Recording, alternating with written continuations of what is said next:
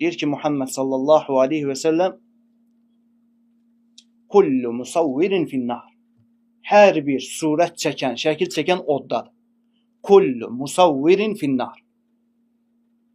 Bəzi, xüsusən də son zamanlarda bəzi gənc məşəyixlərdən bəzi fətvalar var ki, deyirlər ki, fotoaparatla və telefonla çəkilən şəkillər bura aid deyil. Bəzi belə fətvalar var, tapmaq olar.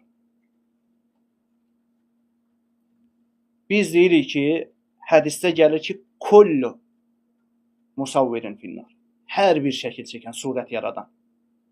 Necə ki, gözəl bidət gətirənlərə o hədislə kullə bidətin hədisi ilə rədd edirik ki, kullə bidət, hər bir bidət və salam gözəl bidət yoxdur. Kullə musavvirinlə də rədd edirik o kəslərə ki, telefonla çəkmək icazəlidir və yaxud da fotoaparatla çəkmək icazəlidir. Hamısı haramdır. Şəkil çəkmək haramdır, qardaşım. Şəkili paylaşmaq haramdır.